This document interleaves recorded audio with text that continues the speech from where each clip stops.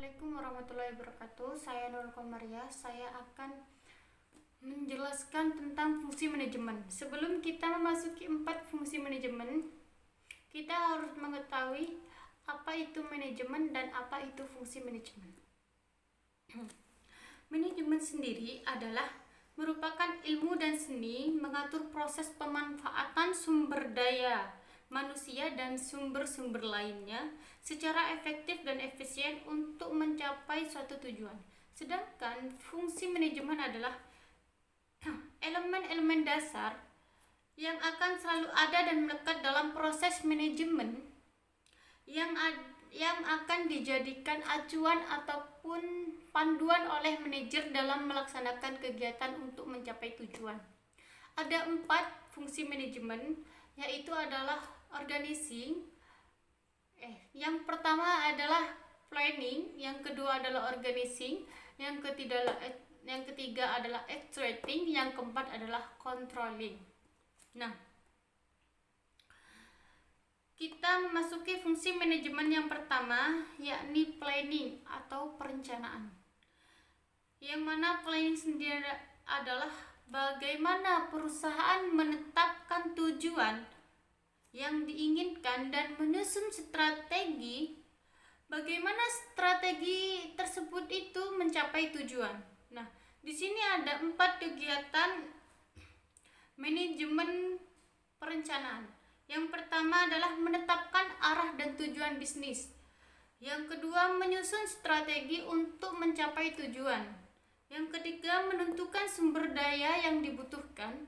Yang keempat adalah menetapkan standar kesuksesan dalam upaya mencapai suatu tujuan. Nah, fungsi manajemen yang kedua adalah organizing atau perorganisasian. Nah, organizing sendiri adalah pengaturan sumber daya manusia dan sumber daya fisik yang dimiliki agar bisa mencapai rencana-rencana yang sudah diputuskan untuk mencapai suatu tujuan. Nah, di sini ada 4 juga kegiatan organizing. Yang pertama adalah mengalokasikan sumber daya, menyusun dan menetapkan tugas-tugas serta menetapkan prosedur yang diperlukan. Yang kedua adalah menetapkan struktur perusahaan yang menunjukkan adanya garis kewenangan dan tanggung jawab. Yang ketiga adalah merekrut, menyeleksi dan melakukan pelatihan serta mengembangkan tenaga kerja. Yang keempat adalah menetapkan tenaga kerja pada posisi yang pas dan paling tepat. Yang ketiga, fungsi manajemen yaitu actuating atau pengarahan. Actuating sendiri adalah suatu tindakan untuk mengusahakan agar semua anggota kelompok berusaha untuk mencapai sasaran yang sesuai dengan perencanaan manajerial dan usaha organisasi. Jadi, actuating ini artinya menggerakkan orang-orang agar mau bekerja dengan sendirinya atau dengan kesadarannya masing-masing untuk mencapai tujuan yang sudah dihendaki secara efektif. Yang keempat dari fungsi manajemen adalah controlling atau pengendalian, bisa juga disebut dengan pengawasan. Nah, controlling sendiri adalah upaya untuk menilai semua kinerja yang berpatokan pada standar yang telah dibuat, juga melakukan perbaikan apabila memang dibutuhkan. Nah, ada 3 kegiatan dalam fungsi manajemen controlling, yaitu yang pertama, mengevaluasi keberhasilan dan target dengan cara mengikuti standar indikator yang sudah ditetapkan. Yang kedua adalah melakukan klarifikasi dan koreksi terhadap penyimpangan yang ditemukan. Yang ketiga adalah memberikan alternatif solusi yang mungkin bisa mengatasi masalah yang terjadi.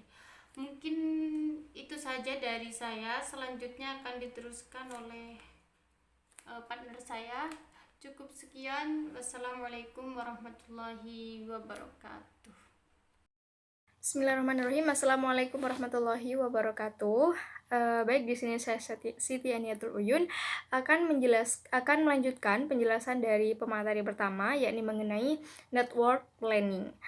Network planning atau bahasa Indonesianya itu adalah jaringan kerja, adalah suatu metode yang nantinya menggabungkan antara kegiatan dan waktu. Nah, biasanya itu divisualisasikan dengan gambar, diagram, dan semacamnya. Nah, network planning atau jaringan kerja ini adalah suatu teknik yang digunakan oleh seorang manajer untuk merencanakan, menjadwalkan, dan mengawasi aktivitas pekerjaan suatu proyek dengan menggunakan pendekatan atau analisis waktu, time, dan biaya yang digambarkan dalam bentuk simbol dan diagram untuk bisa mencapai goals dari suatu perusahaan tersebut, dan juga untuk mengefisiensi dan efektifnya suatu proyek yang akan digarap oleh suatu perusahaan tersebut. Nah, apa saja sih manfaat dari network planning? Nah, manfaat dari network planning itu adalah yang pertama, perencanaan proyek yang kompleks, karena di situ setelah kita menganalisis, kita visualisasikan pada gambar, dan di sana tuh sudah ada perencanaannya, udah ada target-targetnya dan semacamnya. Yang kedua ada scheduling pekerjaan-pekerjaan. Yang ketiga ada mengadakan pembagian kerja. Ada scheduling ulang untuk mengatasi hambatan-hambatan dan keterlambatan. Nah, kan salah satunya tadi itu untuk mengefisiensi atau efektifnya kayak gitu. Jadi memang perencanaan dan penjadwalan tersebut dilakukan secara tidak menutup kemungkinan untuk dilakukan secara berkala. Nah, selanjutnya menentukan trade-off atau kemungkinan pertukaran antara waktu dan biaya, dan menentukan probabilitas penyelesaian suatu proyek tertentu. Nah, metode network planning ini ada beberapa macam. Jadi yang pertama itu ada metode diagram grafik atau chart method diagram, ada teknik manajemen jaringan atau network management teknik, ada prosedur dalam penilaian program atau program evaluation prosedur, ada analisis jalur kritis atau critical path analysis, ada metode jalur kritis atau critical path method, dan teknik menilai dan meninjau kembali, yakni program evaluation and review teknik. Nah, kan tadi di awal sudah disampaikan bahwasanya ini menggunakan kayak divisualisasikan dengan gambar atau diagram-diagram. Nah, ada nih simbol-simbol yang digunakan dalam network planning. Nah, yang pertama itu ada anak panah atau arrow. Nah, lambang ini itu melambangkan aktivitas atau kegiatan. Anak panah ini menggambarkan keterkaitan antara kegiatan proyek atau urutan kegiatan yang harus diselesaikan. Kegiatan ini memerlukan jangka waktu tertentu dengan menggunakan sumber daya. Next, yang kedua ada lingkaran kecil atau node. Di sini menyatakan suatu kegiatan. Nah, atau event seperti itu. Yang ketiga ada anak panah sejajar atau double arrow yang menunjukkan kegiatan di lintas kritis. Dan yang terakhir itu simbolnya adalah anak panah terputus-putus. Nah, ini menunjukkan menunjukkan kaitan antara dua kegiatan, yang satu harus menunggu selesainya satu kegiatan atau kegiatan semu atau dummy seperti itu. Nah, contoh diagram network planning itu yang pertama bisa dilihat di PPT. Nah, jika ada gambar seperti ini, maka ini artinya adalah kegiatan A itu harus diselesaikan dulu sebelum kegiatan B dapat dimulai. Nah, contoh yang kedua juga ada diagramnya. Jika kegiatan C, D, dan E harus selesai sebelum kegiatan F dapat dimulai. Jadi kayak yang awal peristiwa yang awal atau event yang awal harus diselesaikan dulu, baru kita panah yang satunya kayak gitu. Dan yang lainnya itu bisa dilihat sendiri teman-teman. Nah, jika kegiatan Di diagram ketiga, jika kegiatan G dan H harus selesai sebelum kegiatan I dan J. Jadi intinya yang di awal dulu, baru yang setelahnya seperti itu. Ini kan di event 2 sama 3, habis itu ada arrow-nya G sama H. Setelah itu ada juga event keempat dan ada arrow I sama J dengan I event 5 dan J event 6. Jadi jadi di I sama J ini, event 5 sama 6 itu harus dikesampingkan dulu kayak gitu. Jadi yang harus didahulukan adalah yang di 2 dan 3, yakni di arrow G sama H. Nah, selanjutnya diagram berikutnya adalah jika kegiatan K dan L harus selesai sebelum kegiatan M dapat dimulai. Jadi K sama L ini harus selesai dulu. Nah, tetapi kegiatan N ini boleh dimulai bila kegiatan yang L sudah selesai. Karena kan ada karena yang di M itu tadi ada yang putus-putus gitu, jaring panjang yang putus-putus.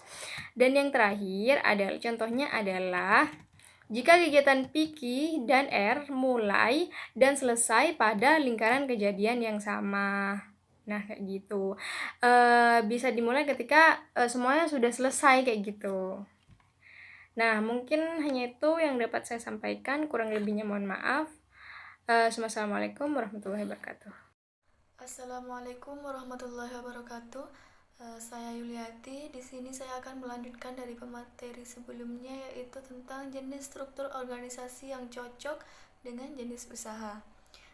Bagi sebuah perusahaan, struktur organisasi merupakan salah satu fungsi ditetapkan oleh sebuah perusahaan. Dengan kata lain, pengorganisasian dalam perusahaan sangat erat kaitannya dengan pembagian dan pengelompokan kegiatan tugas masing-masing departemen perusahaan dan manajemen sumber daya manusia, serta bagaimana cara mendelegasikan tugas tersebut kepada individu atau divisi tertentu untuk menjalankannya. Itu sebabnya penyusunan struktur organisasi yang sesuai dengan bentuk perusahaan sangatlah penting untuk ditetapkan, baik pada perusahaan berskala kecil ataupun perusahaan yang berskala besar. Biasanya struktur organisasi perusahaan digambarkan dengan bagan. Ada beberapa hal yang membuat struktur organisasi dalam perusahaan menjadi sangat penting. Yang pertama yaitu memberikan kejelasan dalam tanggung jawab. Kedua, menjelaskan kedudukan dan koordinasi masing-masing penyusunan perusahaan, menjelaskan bagaimana jalur hukum antara masing-masing hierarki, dan yang terakhir yaitu memberikan uraian tugas yang dibebankan secara jelas. Jenis-jenis struktur organisasi dalam sebuah perusahaan itu ada 6. Yang pertama, struktur organisasi fungsional. Struktur organisasi fungsional ini merupakan jenis struktur organisasi yang paling umum digunakan oleh sebuah perusahaan. Dalam struktur organisasi fungsional, pembagian kerjanya dilakukan berdasarkan fungsi pada masing-masing manajemen, antara lain seperti manajemen keuangan, manajemen pemasaran dan sumber daya manusia, manajemen produksi, dan lain-lain. Yang kedua yaitu struktur organisasi divisional. Struktur organisasi ini yang melakukan pengelompokan berdasarkan pada kesamaan produk, jasa, aktivitas atau layanan, pasar, dan letak geografisnya. Jenis struktur organisasi ini lazimnya ditetapkan pada sebuah perusahaan berskala menengah hingga perusahaan besar, karena biasanya operasional yang dikeluarkan akan lebih tinggi jika dibandingkan dengan struktur organisasi fungsional. Yang ketiga yaitu struktur organisasi lini. Dalam struktur organisasi lini, hubungan antara atasan dan bawahan terjadi secara langsung dan vertikal, di mana sejak dari pimpinan tertinggi sampai dengan karyawan dengan jabatan terendah dalam struktur organisasi ini dihubungkan dengan garis komando atau garis wewenang. Itulah sebabnya jenis struktur organisasi ini juga lebih dikenal dengan struktur organisasi militer. Kelebihan menggunakan struktur organisasi ini adalah kesatuan pimpinan terletak pada satu orang, sedangkan kelemahannya adalah adanya ketergantungan pada satu orang dalam struktur hierarki. Struktur organisasi lini dan staf. Struktur organisasi ini adalah penggabungan antara beberapa kombinasi dari struktur organisasi lini dan dengan asas komando. Akan tetapi, tugas pimpinan dibantu oleh beberapa staf. Setiap staf pada struktur organisasi lini dan staf memiliki peran dalam memberikan saran, masukan, bantuan pikiran, dan ide-ide dan gagasan baru, serta data-data informasi yang dibutuhkan oleh pimpinannya. Dan struktur organisasi lini dan staf sangat cocok diterapkan pada perusahaan berskala kecil karena memiliki kelebihan, yaitu pada tingginya disiplin moral pada para karyawan sesuai dengan deskripsi tugasnya masing-masing. Akan tetapi, solidaritas para karyawannya masih kurang karena banyak dari mereka yang tidak saling mengenal satu dengan yang lainnya. Dan yang selanjutnya yaitu struktur organisasi metrik.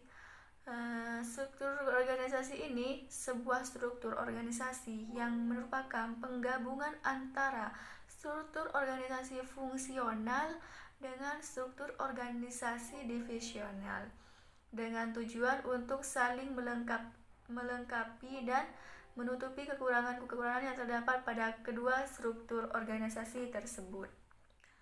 Struktur organisasi metrik ini sangat cocok diterapkan pada perusahaan berskala besar hingga perusahaan-perusahaan tingkat multinasional karena kemampuannya mencapai tingkat koordinasi yang sangat diperlukan dalam menjawab tuntutan ganda pada lingkungan perusahaan. Namun sayangnya, struktur organisasi metrik juga memiliki kelemahan, di mana terkadang karena adanya tuntutan ganda tersebut malah menimbulkan adanya kebingungan.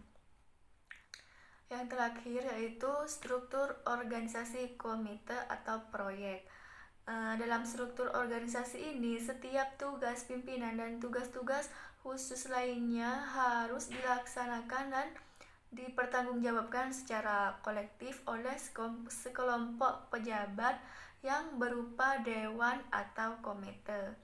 Mungkin hanya itu yang dapat saya sampaikan, kurang lebihnya mohon maaf. Assalamualaikum warahmatullahi wabarakatuh. Assalamualaikum warahmatullahi wabarakatuh. Perkenalkan, nama saya Arbaatin Rosyana. Di sini saya akan melanjutkan pemaparan materi dari teman saya. Di sini saya akan menjelaskan tentang kompetensi sumber daya manusia.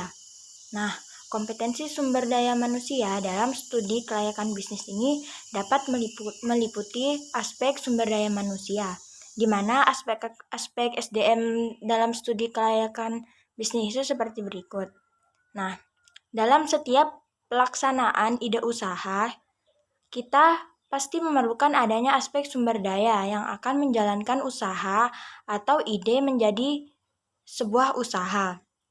Nah, dalam perencanaan SDM ini ada yang perlu dianalisis. Nah, seperti yang pertama itu yaitu desain pekerjaan. Nah, di sini desain pekerjaan itu ialah setelah penentuan organisasi, maka kita akan menjalankan desain pekerjaan apa saja yang diperlukan untuk menjalankan organisasi. Perusahaan di bidang jasa akan sangat berbeda dengan perusahaan yang bergerak di bidang manufaktur, apalagi untuk manufaktur teknologi tinggi. Yang kedua, deskripsi pekerjaan. Nah, untuk deskripsi pekerjaan ini wajib dilakukan, mengingat fungsi setiap departemen itu harus jelas, tidak terjadi tumpang tindih dalam kegiatan pekerjaan, dan menghindari adanya pengulangan pekerjaan yang sama oleh bagian yang berbeda. Yang ketiga itu harus ada job value. Nah, tujuan dari adanya job value itu ialah sebagai penentuan nilai jabatan dengan kapasitas atas orang yang diperlukan dalam perusahaan itu sendiri. Dan nilai jabatannya itu akan dihubungkan dengan penghasilan yang akan diterima, dengan tunjangan-tunjangan yang akan diterima. Dan juga itu juga menentukan karirnya. Yang keempat ialah kapasitas sumber daya manusia. di mana kapasitas sumber daya manusia ini akan menentukan produktivitas dan profitabilitas perusahaan. Kapasitas yang sesuai dengan kemampuan produksi perusahaan menjadi sangat penting. Yang kelima itu ialah rekrutmen. Rekrutmen ini menyangkut pencairan sumber daya manusia yang penting karena rekrutmen ini dimulai dari tahapan pertama, yaitu dalam pengenalan usaha. Sumber daya yang tepat akan bertumbuh di posisi yang tepat dalam organisasi yang tepat. Yang keenam itu ialah productivity. Productivity di sini setelah seseorang bergabung dalam organisasi, maka produktivitas menjadi perhatian. Karena kontribusi positif daripada setiap individu akan menghasilkan organisasi yang positif dan tumbuh. Sejalan dan dengan kapasitas yang sesuai. Maka produktivitas itu sangat penting dalam berbisnis. Yang ketujuh, training dan development. Nah, di sini training dan development itu sejalan dengan tuntutan lingkungan dan perkembangan teknologi. Maka setiap sumber daya itu harus diberikan pelatihan dan pengembangan yang sesuai dengan tuntutan zaman dan pekerjaannya. Pelatihan dan pengembangan ini akan membawa apresiasi kepada sumber daya manusia karena merasa dihargai dan dibimbing. Yang kedelapan yaitu performance appraisal. Nah, di sini biasanya dalam masa setahun, setiap karyawan itu akan mengalami masa-masa konsultasi dengan mendapatkan umpan balik dari kinerja yang dicapai selama masa waktu tertentu. Nah, dalam penilaian karyawan ini yang dinilai itu tidak semata-mata dari pencapaian hasil kuantitatif, tapi juga faktor-faktor proses dan kuantitas yang lainnya. Yang dinilai itu juga ada faktor kepuasan konsumen, cara manajemen, dan juga kerjasama antara sesama tim. Yang kesembilan itu ialah compensation and benefit. Nah, di dalam setiap industri pasti terdapat struktur kompetisi yang akan diberikan kepada karyawannya yang terbaik. Selain gaji dasar, perusahaan itu juga akan memberikan tunjangan-tunjangan yang disesuaikan dengan tingkat jabatan dan adanya kompetisi di pasar. Juga biasanya karyawan yang berprestasi bagus akan diberikan bonus pada akhir tahun. Yang terakhir ialah yang ke-10 career planning. Selain pengembangan akan kemampuan karyawan, perlu diperhatikan juga pengembangan karir yang akan dicapai oleh masing-masing karyawan. Nah, sebelum penentuan karir itu, perusahaan itu biasanya akan mengkategorikan karyawan ke dalam beberapa kelompok. Misalkan, karyawan yang keahliannya di komputer dikategorikan di komputer dan lain sebagainya. Kompensasi dan tunjangan-tunjangan itu bukan satu-satunya yang dicari karyawan. Mereka juga ingin mencapai kemajuan untuk dipromosikan ke jabatan yang semakin tinggi. Maka diperlukan sebuah perencanaan karir yang lebih jelas untuk setiap individu yang ada dalam perusahaan, khususnya untuk karyawan yang sangat bagus. Yang terakhir itu adalah retrenchment atau bisa disebut juga penghematan. Untuk SDM yang terakhir ini ialah setelah seorang karyawan berbakti dalam waktu tertentu, maka karyawan itu juga akan memasuki tahapan berpisah, yaitu pensiun. Pensiun ini dalam hal pemutusan hubungan kerja ini, perusahaan itu harusnya memberikan kompensasi yang sesuai, baik itu uang, jasa maupun uang pisah sesuai dengan perundang-undangan yang berlaku. Demikian presentasi dari saya, kurang lebihnya saya mohon maaf. Wabillahi taufiq wal hidayah. Wassalamualaikum warahmatullahi wabarakatuh.